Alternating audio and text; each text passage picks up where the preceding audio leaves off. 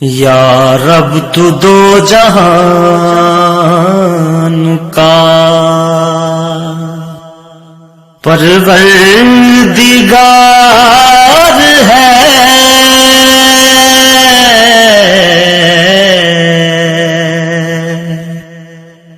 یا رب تو دو جہان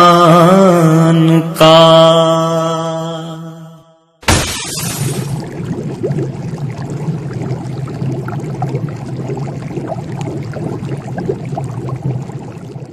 السلام علیکم ورحمۃ اللہ وبرکاتہ۔ ان الحمد للہ نحمده ونصلی علی رسولہ الکریم۔ اعوذ باللہ من الشیطان الرجیم۔ بسم اللہ الرحمن الرحیم۔ قل هو اللہ احد اللہ الصمد لم یلد ولم یولد ولم یکن له کفوا احد۔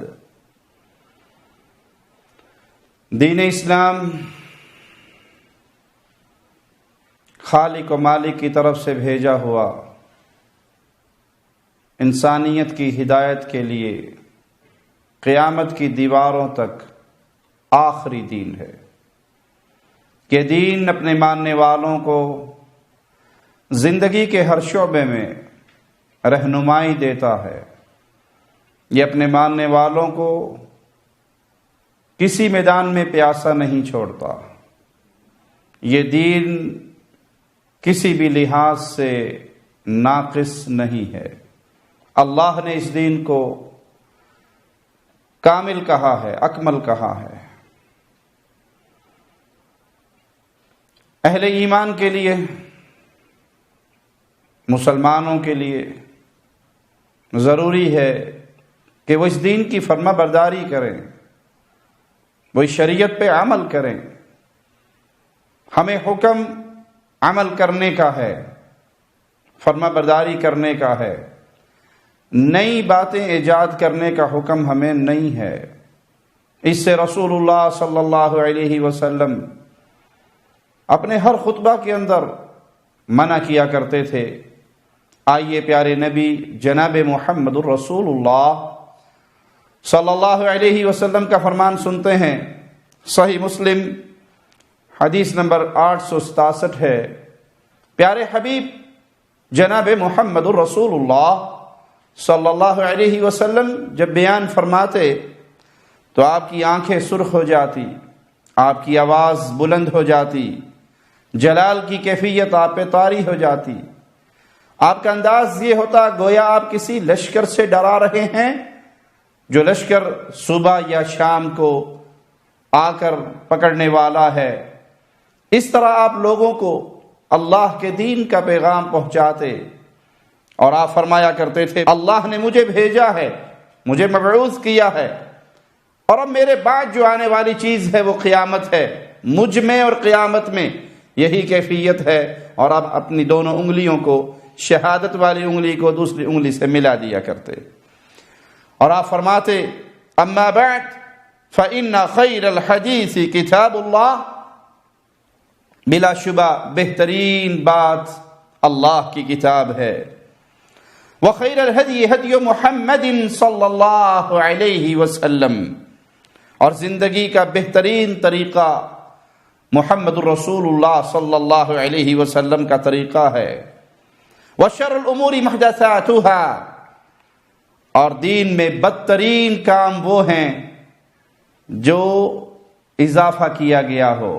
گھڑے گئے ہوں، تراشے گئے ہوں، خود نکالے گئے ہوں۔ وَكُلَّ بِدْعَةٍ ضَلَالَةٍ، اور ہر بدعت دین اسلام میں تراشا ہوا، بنایا ہوا، خود نکالا ہوا ہر کام گمراہی ہے۔ اور ایک روایت میں یہ الفاظ بھی ہیں کہ آپ فرماتے وَكُلَّ ضَلَالَةٍ فِي النَّارِ، ہر گمراہی جہنم میں لے جانے والی ہے۔ آپ اپنے ہر خطبے میں امت کو یہ درس دیتے کہ دین اسلام میں بدعت، اضافہ، نیا کام بہت برا ہے، یہ گمراہی ہے، اور ہر گمراہی جہنم میں لے جانے والی ہے۔ یعنی یہ دین کتنی پیاری صورت میں ہے، اکمل ہے کہ اس میں کسی چیز کا اضافہ نہیں ہو سکتا۔ اور آپ یہ بات اتنی تکرار سے اور اتنی شدت سے لوگوں کو سمجھاتے کہ اپنے ہر خطبے کے اندر یہ الفاظ ارشاد فرماتے کہ لوگوں دین میں نیا کام بدعت ہے، بدعت گمراہی ہے، گمراہی جہنم میں لے جانے والی ہے۔ صحیح بخاری حدیث نمبر 2697، سیدہ کائنات سیدہ عائشہ صدیقہ سلام اللہ علیہا رضی اللہ تعالی عنہا فرماتی ہیں کہ رسول اللہ صلی اللہ علیہ وسلم نے فرمایا، من احدث فی امرنا ھذا ما لیس فیہ فہو رد، جس نے کوئی ایسا عمل کیا ہمارے اس دین میں جو اس دین میں موجود نہیں تھا، ابتدا کی نئے کام کی، آغاز کیا نئے عمل کا، بدعت جاری کی، فہو رد، وہ مردود عمل ہے۔ اور صحیح مسلم کی ایک دوسری روایت کے یہ الفاظ بھی ہیں، من عمل عملا لیس علیہ امرنا فہو رد، جس شخص نے کوئی ایسا عمل کیا جس کے متعلق ہمارا حکم نہیں، شریعت میں کوئی دلیل نہیں، اللہ کے رسول صلی اللہ علیہ وسلم سے وہ عمل ثابت نہیں، آپ فرماتے ہیں وہ مردود ہے۔ اب جو چیز پیارے نبی صلی اللہ علیہ وسلم سے ثابت ہے اس پہ عمل کیا جائے گا، وہ پیارے نبی کی سنت ہے، وہ ہمارے لیے دین ہے، اور ثواب کی نیت سے کیا جانے والا ہر وہ عمل جس کی اساس دین میں نہیں ہے، جس کی اصل دین میں نہیں ہے، جو موجود نہیں ہے، جو تراشا گیا ہے، گھڑا گیا ہے، بنایا گیا ہے، وہ مردود ہے، وہ باطل ہے، اس کے کرنے والا بھی مردود ہے۔ صحیح مسلم حدیث نمبر 2295، سیدہ ام سلمہ رضی اللہ تعالی عنہا بیان کرتی ہیں کہ رسول اللہ صلی اللہ علیہ وسلم نے فرمایا، ایھا الناس انی لکم فرۃ علی الحوض، اے لوگو میں حوض پر تمہارا پیش رو ہوں گا، فإیایا لا یأتین احدکم فیذب عنی کما یذب البعیر الضال، میں تم سے پہلے حوض پر رہوں گا، یہ نہ ہو کہ تم وہاں پر آؤ اور تمہیں مجھ سے دور دھکیلا جا رہا ہو جیسے بھٹکے ہوئے اونٹ کو ریوڑ سے دور دھکیلا جاتا ہے۔ میں پوچھوں گا فیما ھذا، ان کو مجھ سے دور کیوں کیا جا رہا ہے، کس وجہ سے، ان کا جرم کیا ہے، ان کا گناہ کیا ہے؟ تو مجھے جواب ملے گا، انک لا تدری ما احدثوا بعدک، آپ نہیں جانتے کہ انہوں نے آپ کے بعد دین کے اندر کون کون سا اضافہ کیا۔ تو میں کہوں گا سحقن، ان کے لیے دوری ہو، ان کو میری آنکھوں سے دور کر دو، جنہوں نے میرے دین کو بدل دیا میری آنکھوں سے دور کر دو، ان کے لیے دوری ہو۔ ہر وہ شخص جس کو یقین ہے کہ میں نے مرنا ہے، جس کو یقین ہے کہ موت کے بعد جنت یا جہنم، تیسری جگہ نہیں ہے، وہ پیارے نبی جناب محمد الرسول اللہ صلی اللہ علیہ وسلم کے اس فرمان پہ غور کرے۔ قیامت کے دن کچھ لوگ لائے جائیں گے حوض پر، حوض کوثر پر، ان کو دھکیل دیا جائے گا، دھتکار دیا جائے گا، اللہ کے نبی صلی اللہ علیہ وسلم سے دور کر دیا جائے گا۔ آپ پوچھیں گے ان کا جرم کیا ہے؟ جواب ملے گا انہوں نے دین اسلام میں بدعات کا اضافہ کیا، بدعات کو جاری کیا، نئے کام کیے ثواب کی امید پر کہ یہ عمل کرنے سے اللہ راضی ہوگا، یہ عمل کرنے سے ثواب ملے گا۔ پیارے بھائی، اگر کسی عمل سے ثواب ملتا وہ عمل سنت مصطفیٰ میں بیان ہو چکا ہوتا، احادیث میں بیان ہو چکا ہوتا۔ جو چیز پیارے نبی کے دور میں باعث اجر و ثواب نہیں، صحابہ کے دور میں اس کو باعث اجر ثواب نہیں سمجھا گیا، اس کے اوپر سونے کا پانی بھی چڑھا لو، وہ باعث اجر و ثواب اور دین نہیں بن سکتا، وہ بدعات ہیں، وہ گھڑے ہوئے تراشے ہوئے عمل ہیں۔ اس کی سزا بڑی بھیانک ہے کہ حوض کوثر پہ اسے رسول اللہ صلی اللہ علیہ وسلم کے مبارک ہاتھ سے پانی نصیب نہیں ہوگا بلکہ دھکیل دیا جائے گا۔ صحیح مسلم 1371 نمبر روایت سنیے، سیدنا ابو ہریرہ سے بیان ہے، آپ فرماتے ہیں کہ رسول اللہ صلی اللہ علیہ وسلم نے فرمایا المدینہ حرم، مدینہ حرم ہے، فمن احدث فیہا حدثا، جس نے اس میں کسی بدعت کا ارتکاب کیا، او آوا محدثا، یا کسی بدعت کے ارتکاب کرنے والے کو پناہ دی، فعلیہ لعنت اللہ والملائکۃ والناس اجمعین، تو اس پر اللہ کی، فرشتوں کی اور پوری انسانیت کی لعنت برستی ہے۔ لوگوں نے بدعات کو بڑا مزین کر کے، بڑا خوبصورت بن کر کے پیش کیا ہے، لیکن حقیقت حال کیا ہے کہ یہ بدعت اتنا بڑا بھیانک گھناؤنا جرم ہے کہ یہ کرنے والے پر اللہ کی لعنت برستی ہے۔ اور خاص طور پہ حرم مدنی اور حرم مکی، چونکہ وہاں ثواب بھی بہت زیادہ ہے، نیکیوں کے اجر بھی بہت بڑھ جاتے ہیں، اسی طرح اگر وہاں پر کوئی گناہ کرتا ہے، وہاں پہ بدعات کا ارتکاب کرتا ہے، تو دیکھ لیجیے اس کی شامت کتنی شدید ہے کہ اس پر اللہ کی لعنت، فرشتوں کی لعنت اور پوری انسانیت کی لعنت ہے۔ لا يقبل منه يوم القیامت عدل ولا صرف، قیامت کا دن ہوگا، مدینے میں بدعت کا ارتکاب کرنے والا یا بدعتی کو پناہ دینے والا، اس سے نہ کوئی فرض قبول ہوگا نہ نفل قبول ہوگا۔ ابن عباس سے روایت ہے کہ رسول اللہ صلی اللہ علیہ وسلم نے فرمایا، اور یہ حدیث صحیح بخاری میں حدیث نمبر 6882، ابن عباس فرماتے ہیں پیارے نبی صلی اللہ علیہ وسلم نے فرمایا ابغض الناس الى اللہ ثلاثہ، 3 قسم کے لوگ ہیں جو اللہ کو بہت برے لگتے ہیں، اللہم لا تجعلنا منہم ولا معاہم ولا فیہم، اللہ ان بد نصیبوں میں ہمارا شمار نہ فرمائے۔ ملحد فی الحرم، حرم میں زیادتی کرنے والا، ومبتغ فی الاسلام سنت الجاہلیہ، اور اسلام میں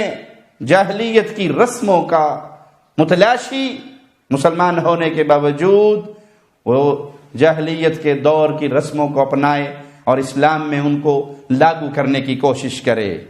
اور وہ جو کسی کا خون ناحق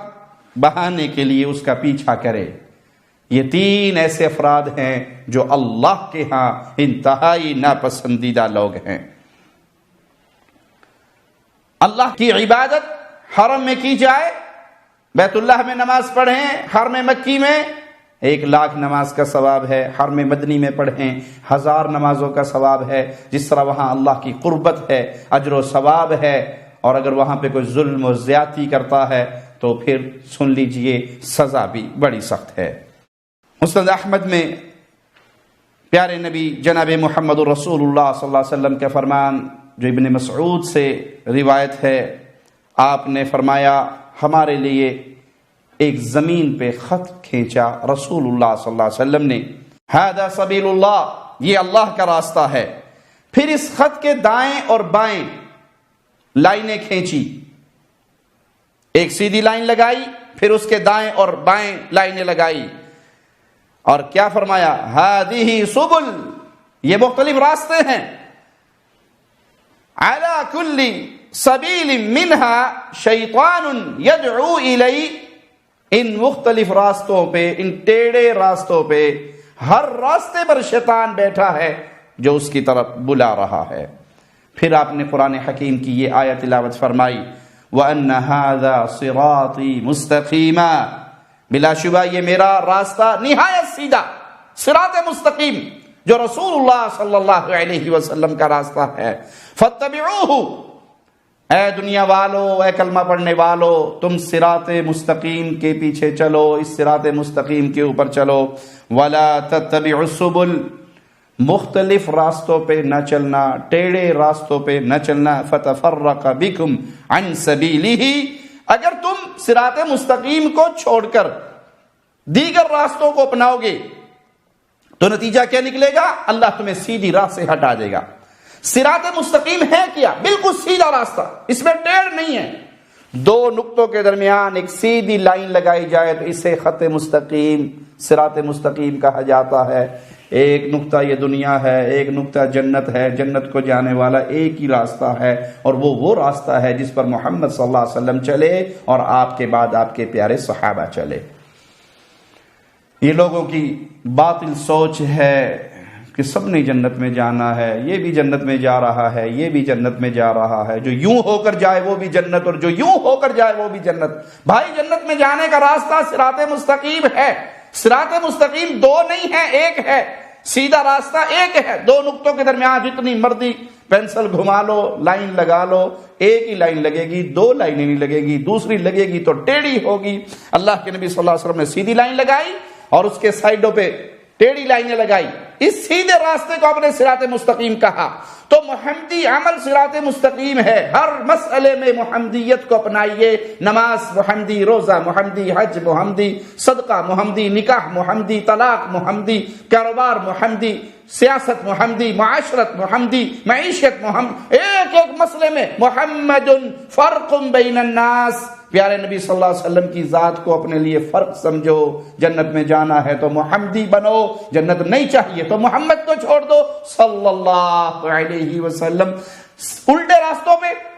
ٹیڑھے اور ترچھے راستوں پہ چلو گے تو ہر راستے پہ شیطان ملے گا۔ یاد رکھنا، شیطان کبھی بھی شیطان کے روپ میں بیٹھ کر، اپنی اصلی شکل میں بیٹھ کر کسی کو گمراہ نہیں کر سکتا۔ شیطان درویش کے روپ میں، مولوی کے روپ میں، پیر کے روپ میں، شیخ کے روپ میں، امام کے روپ میں، حضرت کے روپ میں، بزرگ کے روپ میں آئے گا اور گمراہ کرے گا۔ اس کی گمراہی پہچاننے کے لیے سب سے بڑی بات کیا ہے کہ اس کے پاس صراط مستقیم نہیں ہوگا، کسی مسئلے میں اللہ اور اس کے رسول کے فرامین سے دلیل نہیں ہوگی۔ فلاں نے کہا، اللہ نے کہا، اس نے کہا، اس نے کہا، بزرگوں نے کہا، آباء و اجداد نے کہا، قوم نے کہا، برادری نے کہا، وہ یوں کرتا تھا، میں یوں کرتا ہوں۔ جب یہ ماجرے آئے تو سمجھ لیں آپ گمراہی کے راستوں پہ چل پڑے ہیں۔ اور جب آپ کو ہر مسئلے میں دلیل میرے اللہ کا حکم یوں ہے اور محمد الرسول اللہ صلی اللہ علیہ وسلم کا فرمان یوں ہے تو آپ صراط مستقیم پر ہے۔ مسند احمد میں اور ترمذی میں پیارے نبی جناب محمد رسول اللہ صلی اللہ علیہ وسلم کا فرمان ہے، 2859 روایت نمبر ہے ترمذی کی۔ پیارے حبیب فرماتے ہیں، ضرب اللہ مثلا صراطا مستقیما، اللہ تعالیٰ نے ایک مثال بیان کی صراط مستقیم، سیدھی راہ کی۔ سیدھا راستہ کیسے پہچانے؟ آئیے اللہ کی بیان کردہ مثال کو سمجھیں۔ صراط مستقیم سیدھا راستہ ہے، یہ ٹیڑھا نہیں ہے، یہ ترچھا نہیں ہے، یہ دائیں بائیں ہو کر زگ زیگ بنا کر نہیں جاتا، یہ بالکل سیدھا۔ اللہ کا حکم، رسول اللہ صلی اللہ علیہ وسلم کا حکم، اللہ نے یوں کہا اور پھر رسول اللہ صلی اللہ علیہ وسلم نے یوں کہا، یہ دو چیزیں تعارف ہے صراط مستقیم کا، یہ دو چیزیں دلیل ہیں صراط مستقیم کی۔ وعلی جنبۃ الصراط سوران، ایک تو یہ سیدھا راستہ ہے جو صراط مستقیم ہے اور اس کے دونوں جانب دو دیواریں ہیں، فیہما ابواب مفتحہ، اور ان دیواروں میں دروازے کھلے ہوئے ہیں، وعلی الابواب سطور مرخات، ان دروازوں پر پردے پڑے ہوئے ہیں۔ ایک داعی آواز لگاتا ہے، وعلی باب الصراط داع یقول یا ایھا الناس ادخلوا الصراط جميعا ولا تتعرجوا، اور ایک دعوت دینے والا دعوت دے رہا ہے، آواز لگانے والا آواز لگا رہا ہے، لوگوں صراط مستقیم پہ سب اکٹھے ہو کر چلو، ادھر ادھر مائل نہ ہو جانا۔ اس صراط مستقیم کے اوپر بھی ایک داعی ہے، وہ بھی آواز لگاتا ہے، وداع يدعو من فوق الصراط فاذا اراد يفتح شيئا من تلك الابواب، اس صراط مستقیم پر بھی ایک داعی ہے، جب اس میں چلنے والا یہ دائیں بائیں کے دروازے کھولنے کی کوشش کرتا ہے، پردے ہٹانے کی کوشش کرتا ہے، تو وہ داعی بھی آواز لگاتا ہے، وہ بھی پکار بلند کرتا ہے، وَيْحَكَ لَا تَفْتَحْ، وَيْحَكَ تیرے لیے ہلاکت ہو، بربادی ہو، لَا تَفْتَحُ فَإِنَّكَ إِن فَتَحْتَهُ، اس کو نہ کھولو، تیرے لیے ہلاکت ہو، اس کو نہ کھولو، ان تفتحو تلجہو، اگر تو اس کو کھولے گا تو پھر اس میں داخل ہو جانے کا خطرہ ہے، تو اسے کھولے گا تو اس میں داخل ہو جائے گا۔ وصراط الاسلام، یہ سیدھی راہ اسلام ہے، اور وہ دیواریں حدود اللہ، وہ اللہ کی حدیں ہیں۔ یہ سیدھی راہ اسلام ہے، اس کے دائیں بائیں جو دیوار ہے یہ اللہ کی حدود ہے، اللہ نے جن کاموں سے منع کیا وہ ہیں، اور جو کھلے ہوئے دروازے ہیں محارم اللہ، یہ اللہ کی حرام کردہ چیزیں ہیں، جن دروازوں پہ پردے پڑے ہوئے ہیں یہ اللہ کی حرام کردہ چیزیں ہیں۔ وَذَلِكَ الدَّاعِي عَلَى رَأْسِ الصِّرَاطِ کتاب اللہ، اور جو اس سیدھے راستے کے اوپر آواز دینے والی چیز ہے، داعی ہے، پکارنے والی ہے، وہ اللہ کی کتاب ہے، وہ قرآن حکیم ہے۔ قرآن حکیم دعوت دیتا ہے صراط مستقیم پہ رہو، ان دروازوں کی طرف نہ جاؤ، ان کو نہ کھولو، یہ صراط مستقیم اللہ کی کتاب سے ثابت ہو رہا ہے، اسی راستے کے اوپر چلو۔ وَالدَّاعِي مِن فَوْقَ الصِّرَاطِ، اور صراط کے شروع میں داعی وہ تو اللہ کی کتاب، اور صراط کے اوپر جو داعی ہے وہ اللہ کی طرف سے واعظ ہے۔ واعظ اللہ فی قلب کل مسلم، مسلمان کے دل کے اندر ہوتا ہے جو اللہ کی طرف سے آواز لگاتا ہے۔ اگر دل شرک سے بچا ہوا ہے، دل سلیم ہے، گناہوں سے بچا ہوا ہے، تو یہ دل بھی انسان کو مائل کرتا ہے کہ چلنا ہے تو صراط مستقیم کے اوپر چلو، سیدھی راہ پہ چلو، اسلام پہ چلو۔ یہ حرام جو دروازے ہیں جن کو اللہ نے بند کیا ہوا ہے، ان کو پردوں سے چھپا دیا ہے، ان کو نہ کھولو، ان کو کھولو گے تو پھر خطرہ ہے تم ان کے اندر داخل ہو جاؤ گے۔ تو ثابت ہوا کہ قرآن حکیم بھی اللہ کی طرف سے وحی ہے، پیارے نبی صلی اللہ علیہ وسلم کی احادیث بھی اللہ کی طرف سے وحی ہے۔ کتاب اللہ اور سنت رسول اللہ کا نام اسلام ہے، یہی صراط مستقیم ہے، اس پہ چلیے۔ اللہ کے حرام کردہ دروازوں کو نہ کھولیے، جن چیزوں سے اللہ نے منع کر دیا ان سے رک جائیے۔ اس پوری حدیث سے ہمیں سمجھ کے آیا کہ ہمارے ذمہ چلنا ہے، ہمارے ذمہ راستہ بنانا نہیں، وہ راستہ بنا کے اللہ نے بھیج دیا۔ اب ہم نے اللہ کے تقرب کے لیے اعمال تراشنے نہیں ہیں، اپنی طرف سے ڈھونڈنے نہیں ہے، اپنی طرف سے بنانے نہیں ہے، بلکہ صراط مستقیم بنا ہوا ہمیں مل گیا۔ ہمارا کام صرف اس پہ چلنا ہے۔ جو حرام چیزیں اللہ نے منع کر دی، ان حرام چیزوں سے ہم نے منع ہونا ہے۔ اللہ نے جو حدود مقرر کی ہیں اس کا ہم نے احترام کرنا ہے۔ اس طرح زندگی گزارو گے تو یہ کامیابی کی زندگی ہے۔ امیر معاویہ رضی اللہ عنہ وارضاہ سے روایت ہے، ابو داؤد میں حدیث نمبر 4597 فرماتے ہیں کہ رسول اللہ صلی اللہ علیہ وسلم نے فرمایا، انه سيخرج من امتي اقوام تجارى بهم تلك الاهواء كما يتجارى الكلب بصاحبه لا يبقى منه عرق ولا مفصل الا دخله۔ امیر معاویہ رضی اللہ عنہ وارضاہ بیان کرتے ہیں کہ رسول اللہ صلی اللہ علیہ وسلم نے فرمایا، بلا شبہ حقیقت یہ ہے میری امت میں کچھ ایسے لوگ پیدا ہوں گے کہ ان میں من پسند نظریات اور اعمال کو دین میں داخل کرنا، احوا، اپنی خواہشات کے پیچھے چلنا ایسے سرایت کر جائے گی جیسے پاگل کتا، باولا کتا، اس کی بیماری بیمار کے جسم میں سرایت کر جاتی ہے کہ ہر رگ اور ہر جوڑ تک پہنچ جاتی ہے، اس بیماری کا اثر پورے جسم پہ ہو جاتا ہے۔ اسی طرح یہ لوگ، ان کے اندر بدعات کو دین میں داخل کرنے کی بیماری ایسے رچ بس جائے گی کہ ان کے جسم کے ہر حصے میں یہ بیماری پہنچ جائے گی۔ معاویہ فرمایا کرتے ہیں، واللہ یا معشر العرب لئن لم تقوموا بما جاء به نبیکم لغیرکم من الناس احرى ان لا يقوم به۔ اے عرب کی جماعت، اگر تم اس چیز کو قائم نہ رکھو جو تمہارے نبی محمد الرسول اللہ صلی اللہ علیہ وسلم لائے، تو دوسرے لوگ زیادہ لائق ہیں اس کے کہ وہ بھی اسے قائم نہ رکھیں۔ تمہاری زبان عربی ہے،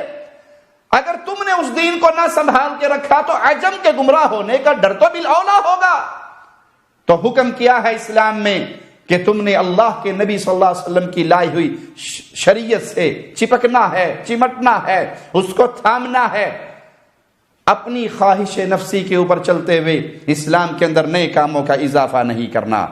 سیدنا جریر بن عبداللہ سے روایت ہے کہ رسول اللہ صلی اللہ علیہ وسلم نے فرمایا من سن فی الاسلام سنتا حسنہ، جس نے اسلام میں سنت حسنہ اچھے کام کی ابتدا کی، اور یہ روایت صحیح مسلم میں حدیث نمبر 1017 ہے۔ ذرا غور سے سنیے، بعض لوگ اس کو دلیل بنا کر اپنی بدعات کو اس چادر کے نیچے چھپانے کی کوشش کرتے ہیں۔ من سن فی الاسلام سنتا حسنہ، جس نے اسلام میں اچھے کام کی ابتدا کی،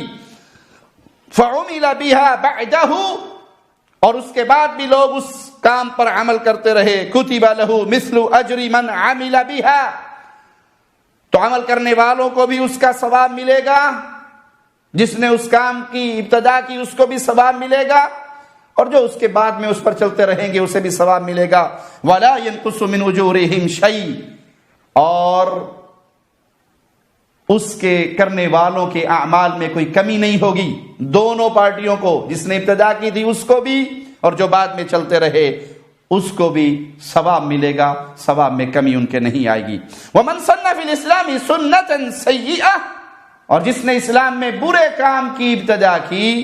فعمل بها بعدہ، اور لوگ اس برے کام پر عمل کرتے رہے، اس کے بعد اس نے اس کی ایجاد کی، وہ بھی وہ کرتا رہا، اس کے بعد لوگ بھی کرتے رہے، کتب علیہ مثل وزر من عمل بها، اس کو تو اپنے گناہ کی سزا ملے گی ہی ملے گی، جو اس کے پیچھے لوگ وہ برائی کرتے ہوئے آئیں گے ان کا گناہ بھی اس کے کھاتے میں جائے گا۔ ولا ينقص من اوزارهم شيء، اور جو یہ اس کے پیچھے اس برائی پہ چل رہے ہیں ان کے اپنے نامہ اعمال میں بھی کمی نہیں ہوگی، وہ سارے گناہ اس کے کھاتے میں بھی ہوں گے اور ابتدا کرنے والے کے کھاتے میں بھی ہوں گے۔ سیدنا ابو ہریرہ سے روایت ہے کہ رسول اللہ صلی اللہ علیہ وسلم نے فرمایا، اور یہ روایت بھی صحیح مسلم میں 2674 نمبر ہے، من دعا الی ہدی، جس نے ہدایت کی طرف دعوت دی، کان له من الاجر مثل اجور من تبعہ، اس کو اس کا ثواب ملے گا، لیکن جو اس ہدایت کے راستے پہ چلیں گے ان سب کا ثواب بھی اس کو ملے گا اور ان کے ثوابوں میں کوئی کمی نہیں ہوگی۔ ومن دعا الی ضلالہ، اور جس نے گمراہی کی طرف بلایا، جس نے گناہ کی طرف بلایا، گمراہی کی طرف بلایا، کان علیہ من الاثم مثل آثام من تبعہ، اس کا گناہ اس کے سر پر بھی ہوگا اور جو بعد میں پیچھے چلیں گے ان کا گناہ بھی اس کے سر پر ہوگا، لیکن ان کے اپنے گناہوں کے اندر بھی کوئی کمی نہیں ہوگی، جتنا بوجھ ان کے ہوگا اس گناہ کی، اس گمراہی کی ابتدا کرنے والے کو بھی ملے گا۔ عبداللہ ابن مسعود سے روایت ہے کہ رسول اللہ صلی اللہ علیہ وسلم نے فرمایا، لیس من نفس تقتل ظلما الا كان على ابن آدم الاول کفل منها، جو شخص بھی ظلم سے قتل کیا جائے اس کے قتل ناحق کا کچھ گناہ آدم کے پہلے بیٹے پر بھی ہوگا۔ اور راوی حدیث بعض دفعہ یہ الفاظ بھی فرمایا کرتے تھے، من دمها لأنه سن القتل اولا، اس کے خون، ناحق خون کا حصہ آدم کے اس پہلے بیٹے پر ہوگا، کیونکہ وہ پہلا شخص تھا جس نے اس قتل کی ابتدا کی تھی، اس جرم کی ابتدا کی تھی۔ ان تینوں احادیث کا مطلب یہ ہے کہ جس کام کی اصل شریعت میں جائز ہے، لوگ اس کو بھول گئے یا لوگوں نے اس کو ترک کر دیا یا لوگ اس میں سستی کرنے لگے، اصلاً وہ کام شریعت میں موجود ہے، اب وہ لوگوں کو یاد کروا دے، اب وہ اس پر عمل کرے اور لوگوں کو اس کے عمل سے وہ چیز یاد آ جائے، اچھا کام اسلام میں موجود ہے، اصل موجود ہے، لوگ سستی کرنے لگے یا لوگوں نے اس کو بھلا دیا، اب کوئی اٹھا اور اس نے اس مردہ سنت کو زندہ کر دیا، اس سستی والے عمل کے اندر اس نے جلدی کر کے دکھایا تو اس کو اس نے زندہ کیا، اس کو بھی اجر ملے گا اور جب تک وہ عمل چلتا رہے گا اس کا ثواب اس کو ملے گا۔ اور اس حدیث کا بیک گراؤنڈ کیا ہے؟ آئیے وہ بھی رسول اللہ صلی اللہ علیہ وسلم سے ثابت ہے کہ آپ کے پاس ایک قبیلے کے فقراء آئے، غریب لوگ آئے، آپ نے لوگوں کو کہا ان کے لیے صدقہ خیرات دو، یہ غریب ہیں، فقیر ہیں، اللہ کے نام پہ لاؤ، ان کو کھلاؤ اور پلاؤ، ان کی خدمت کرو، صدقات دو۔ تو ایک شخص تیزی سے اٹھے اپنے گھر گئے اور اپنے گھر سے سامان اکٹھا کر کے لا کے رسول اللہ صلی اللہ علیہ وسلم کے سامنے رکھ دیا۔ پیارے نبی صلی اللہ علیہ وسلم نے اس صحابی کا یہ عمل دیکھا اور پھر فرمایا جس نے اسلام میں کوئی اچھا کام کیا اس کا ثواب اسے بھی ملے گا، اور جو اس کے کام کو دیکھ کے اس کے پیچھے چلتے آئیں گے اس کو بھی ملے گا۔ تو صدقہ کرنا اسلام میں باعث اجر ہے، باعث ثواب ہے۔ لوگوں نے اس میں سستی کی، اس صحابی نے جلدی سے وہ عمل کیا، اس کو دیکھ کر باقی لوگ بھی اٹھے تو باقی سب کا ثواب بھی اس کو ملے گا۔ اس سے مراد بدعت قطعا نہیں ہے، اس سے مراد بدعت نہیں ہے کہ بدعت حسنہ بھی ہوتی ہے اور بدعت سیئہ بھی ہوتی ہے۔ بدعت تو ہر قسم کی، اللہ کے نبی صلی اللہ علیہ وسلم کے فرمان کی روشنی میں کل بدعت ضلالہ، ہر بدعت گمراہی ہے۔ شراب اچھی نہیں ہو سکتی، شراب شراب ہے، حرام حرام ہے، گناہ گناہ ہے، گناہ اچھا نہیں ہو سکتا کہ اچھا گناہ۔ یہاں مراد یہ ہے کہ وہ چیز جس کی اصل شریعت میں موجود ہے، لوگ اس میں ادائی میں سستی کرنے لگے یا اس کو بھلا بیٹھے یا اس کو ترک کر چکے، اب اس کو کسی نے یاد کروا دیا، اب اس کا ثواب اسے بھی ملے گا اور باقی لوگوں کو کا عمل کا ثواب بھی اسے ملے گا۔ اس کو بنیاد بنا کے آج لوگوں نے تیجا، ناواں، ساتواں، 10واں، 40واں، قول، برسی، چہلم، دنیا جہان کی بدعات جاری کر دی اور کہا جی بدعت حسنہ ہے۔ بھائی اسلام میں جس کام کی اصل نہیں ہے، سمجھنے کے لیے اور سمجھانے کے لیے مثال دے دوں، اللہ کے نبی صلی اللہ علیہ وسلم کی زوجہ محترمہ فوت ہوئی، آپ کے بیٹے فوت ہوئے، آپ کی بیٹیاں فوت ہوئی، آپ کے صحابہ فوت ہوئے، آپ کے چچا شہید ہوئے، آپ نے کسی صحابی کا تیجا، 7واں، 9واں، 10واں، 40واں، قول، چہلم، برسی نہیں کی، وفات موجود ہے لیکن یہ بدعات وہاں پر موجود نہیں ہے۔ آج کوئی ان کو یہ روپ دے کہ ہم تو آیت کریمہ پڑھتے ہیں، ہم قرآن پڑھتے ہیں، ہم ہاتھ اٹھا کے دعائیں مانگ، بھائی یہ عمل پیارے نبی کے دور میں ہوا، موجود تھا، نہ پیدائشیں بھی ہوئی، وفاتیں بھی ہوئی، نہ پیدائش پہ یہ ہونے والے اعمال موجود ہیں اور نہ وفات پہ، نہ ختنے پہ ہونے والے یہ اعمال موجود ہیں اور نہ میلاد پہ ہونے والے یہ اعمال موجود ہیں۔ تو آپ یہ جو کچھ کر رہے ہو اس کی اصل شریعت میں نہیں ہے، اور جب اصل شریعت میں نہ ہو وہ بدعت ہے، اور بدعت گمراہی ہے، اور گمراہی جہنم میں لے جاتی ہے۔ بدعتی کی ہلاکت کے لیے رسول اللہ صلی اللہ علیہ وسلم کا بیان کردہ یہ ایک فرمان ہی اگر انسان کے دل میں آ جائے تو اس سے بچنے کے لیے کافی ہے۔ پیارے نبی صلی اللہ علیہ وسلم فرماتے ہیں، سیدنا انس سے روایت ہے، ان اللہ حجب التوبة عن كل صاحب بدعة حتى يدع بدعته، اللہ مالک ہر صاحب بدعت کی توبہ قبول نہیں کرتا یہاں تک کہ وہ بدعت کو چھوڑ دے۔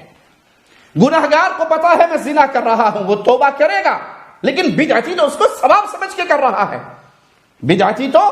اس کو باعث اجر سمجھ کے کر رہا ہے، وہ تو اس پہ ہیلے بہانے سے دلائل تلاش کر رہا ہے، اس لیے وہ اس کام سے پیچھے نہیں ہٹے گا۔ تو حقیقت میں اس کی توبہ اس وقت تک قبول نہیں ہوتی جب تک وہ اس بدعت کو چھوڑ نہ دے، اس کو توبہ کی توفیق ہی نصیب نہیں ہوتی۔ اللہ سے دعا ہے اللہ ہمیں پیارے نبی جناب محمد الرسول اللہ صلی اللہ علیہ وسلم کی سنتوں پہ عمل کی توفیق عطا فرمائے اور بدعات سے ہمارے دامن کو بچائے۔ اقول قولی ھذا واستغفر اللہ لی ولکم ولسائر المسلمین فاستغفروہ انہ هو الغفور الرحیم۔